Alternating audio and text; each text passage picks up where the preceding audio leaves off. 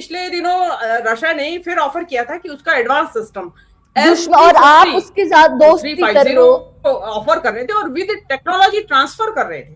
तो जो रशिया आपका इतना लॉन्ग टर्म दोस्त रहा है, 70 सालों से भी ज्यादा दोस्ती है और टेक्नोलॉजी ट्रांसफर देता है, जो कि टेररिस्ट स्टेट के तौर पे इस वक्त तो बदनाम नहीं है पूरी दुनिया में, तो आप एक ऐसे देश के साथ जो कि सबका दुश्मन बना हुआ है, इजराइल अमेरिका को छोड़ के, तो बाकी के आपको ऐसी क्या इतनी दोस्ती निभानी है? हे गाइस,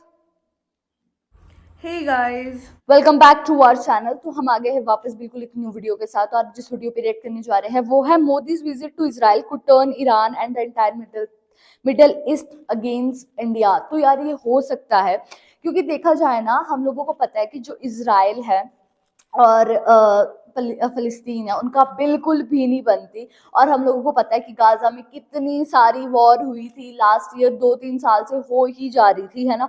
और जी नरेंद्र मोदी वो इजराइल को पूरा साथ दे रहे थे उस टाइम भी और अब भी। तो कहीं ना कहीं वो दिखा रहे हैं कि भाई हम तो सपोर्ट में नहीं है फिलिस्तीन के, और फिलिस्तीन को पाकिस्तान भी सपोर्ट कर रहा है, कहीं ना कहीं फिलिस्तीन को जो मिडल ईस्ट है वो सपोर्ट कर रहा है। तो देखते हैं कि यार बाकी इसमें क्या बोलते हैं जो एनालिस्ट है। सो काफी इंफॉर्मेटिव वीडियो होने वाली है ये। एग्जैक्टली। बाकी देखते हैं कि ये वीडियो कैसे होती है। सो फिर आप भी देखिए, हम भी देखते हैं। Let's start. के लिए वो कितना बड़ा खतरा है, क्या खतरों से खेल रहे हैं मोदी जी, उसके बारे में हम आपको बताएंगे। ऐसे समय में एक ऐसे देश का साथ देना जो कि अब ईरान पर भी हमला करने वाला है। पश्चिम एशिया में बहुत ज़्यादा सैनिक तैयारियां हो रही है। 2003 के तुलना में आज के समय सबसे ज़्यादा डिस्ट्रॉयर्स, एयरक्राफ्ट और ग्राउंड ट्रूप्स को मोबिलाइज रखा है, तैयार रखा है। युद्ध होने की बहुत ज़्यादा संभावना है, लेकिन हमारे संबंध, भारत के संबंध ईरान, कतार, सऊदी अरेबिया जैसे देशों के साथ है, बहुत अच्छे रिश्ते हैं। ये वो समय है जब भारत को न केवल नॉन अलाइंड रहना चाहिए, बल्कि युद्ध और हिंसा को रोकने के लिए देशों के बीच मीडिएट भी करना चाहिए। युद्ध शुरू होने से ठीक पहले लड़ने वाले देशों में जाकर, मतलब उनके पास जाकर आप युद्ध को लेजिटिमाइज कर रहे हो, सही साबित कर रहे हो। ये ऐसे हुआ कि हिटलर बस अभी पोलैंड इन्वेड करने वाला है और आप जाके उनको कह रहे हो कि हम आपके साथ डील करेंगे। तो अगर एक साथ आपने इजराइल के साथ संबंध बना दिए ऐसे डिफेंस मिलिट्री पैक के साथ, आपकी ईरान के साथ, सऊदी अरेबिया के साथ, कतार के साथ, अन्य देश, फिलिस्तीन के साथ जो संबंध है वो खराब हो जाएंगे। आप नॉन अलाइंड कैसे रहे फिर? खास करके जब ईरान से आप दुश्मनी मोड़ रहे हो, क्योंकि ईरान ने हमको, जब तेल महंगा हुआ था, ईरान हमको तेल सस्ते में बेच रहा था, वो भी हमको फॉरेक्स से नहीं, हम लोग रुपये के साथ खरीद सकते थे। हमारे भारतीय जो कामगार है, जो वर्कर्स है, उनको इजराइल में पीटा जा रहा है। कल परसों एक सोशल मीडिया पे बड़ा वीडियो आया था, उसके बाद ना एमईए ने कुछ कहा है, ना प्रधानमंत्री मोदी ने, किसी भाजपा का मंत्री ने।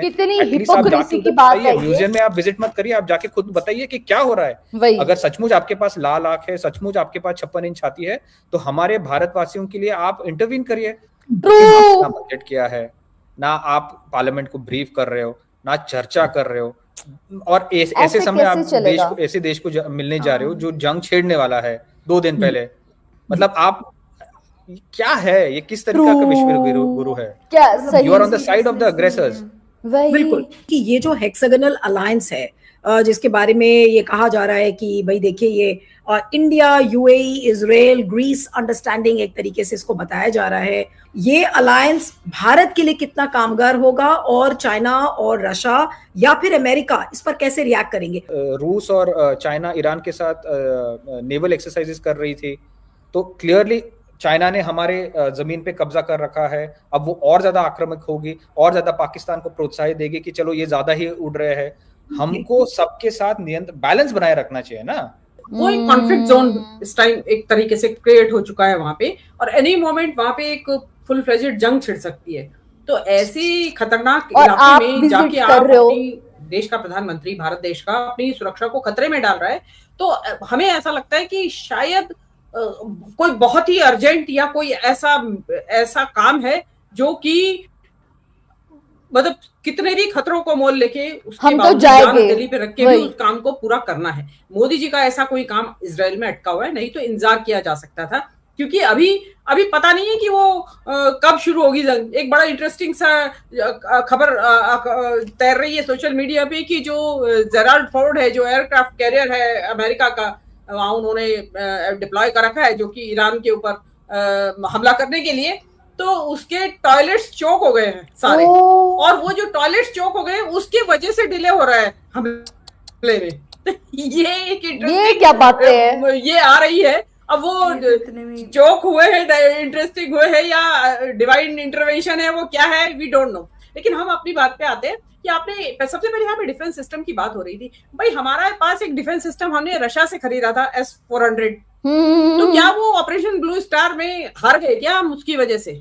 नहीं। और अभी पिछले दिनों रशिया ने फिर ऑफर किया था कि उसका एडवांस सिस्टम S-350 वो 350 ऑफर कर रहे थे और विद टेक्नोलॉजी ट्रांसफर कर रहे थे। अच्छा, तो जो रशिया आपका इतना लॉन्ग टर्म दोस्त रहा है, 70 सालों से भी ज्यादा दोस्ती है, और टेक्नोलॉजी ट्रांसफर देता है, जो कि टेररिस्ट स्टेट के तौर पे इस वक्त तो बदनाम नहीं है पूरी दुनिया में, तो आप एक ऐसे देश के साथ जो कि सबका दुश्मन बना हुआ है और आप उसके साथ दोस्ती कर रहे हो, बाकी के आपको ऐसी क्या इतनी दोस्ती निभानी है? और जो आपने हेक्सागोनल अलायंस की बात की, इन दोनों चीज को जोड़ के देखिए कि क्या ये जो डिफेंस सिस्टम है और ये हेक्सागोनल अलायंस है, इसमें मिला जोड़ के आप क्या हिंदुस्तान के मुसलमानों के खिलाफ या इलाके के खित्ते का जो मुसलमान है उसके खिलाफ कोई जंग छेड़ना चाहते हैं क्या? यहाँ पे अगर आप ये जंग छेड़ना चाहते हैं तो बहुत खतरनाक बात होगी ये। और जो आपने हेक्सागोनल अलायंस की बात की, इन दोनों चीज को जोड़ के देखिए कि क्या ये जो डिफेंस सिस्टम है और ये हेक्सागोनल अलायंस है, इसमें मिला जोड़ के आप क्या हिंदुस्तान के मुसलमानों के खिलाफ या इलाके के खित्ते का जो मुसलमान है उसके खिलाफ कोई जंग छेड़ना चाहते हैं क्या? यहाँ पे अगर आप ये जंग छेड़ना चाहते हैं तो बहुत खतरनाक बात होगी ये, इस देश के लिए भी और इस पूरे इलाके के लिए भी। ये जो बात हो ही रही हेक्सागोनल अलायंस जो है वो रेडिकल एक्सिस, शिया एक्सिस, सुन्नी एक्सिस की बात हो रही है, उसका हिस्सा मोदी जी बनने जा रहे हैं। आपको क्या हम किसके खिलाफ इस्तेमाल करना चाहते हैं? किन लोगों के खिलाफ इस्तेमाल करना चाहते हैं? पाकिस्तान के साथ तो आप 70-80 साल से लड़ ही रहे हैं लगातार, और उसपे आपके पास तरह तरह के डिफेंस सिस्टम खरीद रखे हैं आपने, फ्रांस से खरीदे, रशिया से खरीद रखे हैं। इसमें अब अमेरिका इजराइल का क्या ऐसी जरूरत आन पड़ी कि आप इजराइल से खरीदेंगे? ठीक है, आपकी बहुत सारी रक्षा सामग्री आती है इजराइल से। ये बताया जाता है कि जो ड्रोन इस्तेमाल हुए थे इसमें वहां इजराइल से ही आए थे आपके यहाँ, तो वो ठीक था आपका। लेकिन आप डिफेंस सिस्टम इजराइल को, अब आप क्या समझते हैं? क्या इजराइल वाले इतने सीधे साधे हैं कि अगर खुदा ना खास्ता आपका कहीं जंग छिड़ जाए, पाकिस्तान से ही छिड़ जाए या चीन से ही छिड़ जाए, तो क्या इजराइल अपने इंटरेस्ट के हिसाब से आपके डिफेंस सिस्टम को कंट्रोल नहीं करेगा? तो देन मतलब आप पहले ही देख सकते हैं कि रफाल में आपके पास सोर्स कोड नहीं था और उससे आपने मुंह की खाई। सवाल वहीं का वहीं आ जाता है कि किस लिए जा रहे हैं? ये डिफेंस डील कोई भागी नहीं जा रही थी, आप इंतजार कर लेते, सेफ माहौल में जाते। प्रोवोक करना, आप तो कहते हैं कि हम बुद्ध का देश है, युद्ध का देश नहीं है, बुद्ध का समय है, युद्ध का समय नहीं है, और आप वहां तब जा रहे हैं जब वहां युद्ध किसी भी एनी मोमेंट छिड़ सकता है।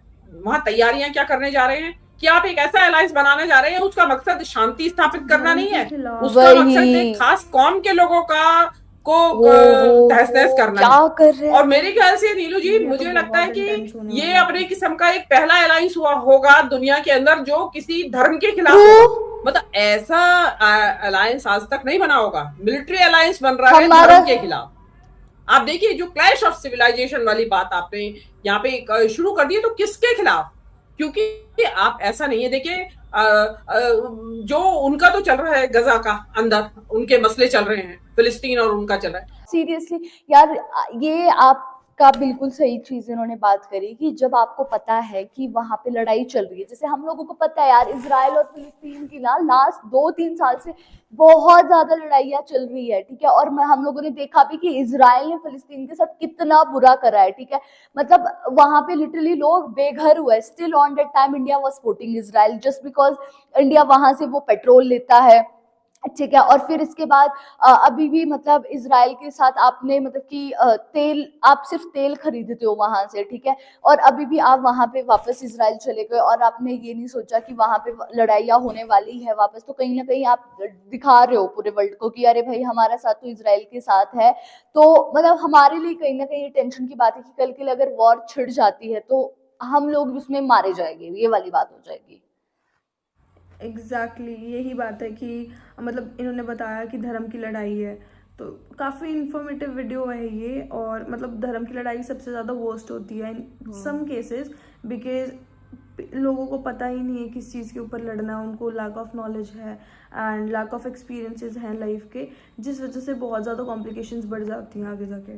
वही तो गाइज, यही था हमारा रिएक्शन। आप लोगों को कैसा लगा प्लीज कमेंट करके जरूर बताइएगा। अगर अच्छा लगे तो प्लीज हमारी वीडियो को लाइक करिए, शेयर करिए, कमेंट करिए, और अगर इस चैनल पे नहीं हो तो सब्सक्राइब करिए। बाकी हम लोगों ने अपने इंस्टाग्राम हैंडल का लिंक डिस्क्रिप्शन में दिया, अगर फॉलो करना चाहते हो तो कर सकते हो। तो मिलते हैं एक और न्यू वीडियो के साथ, तब तक के लिए बाय बाय।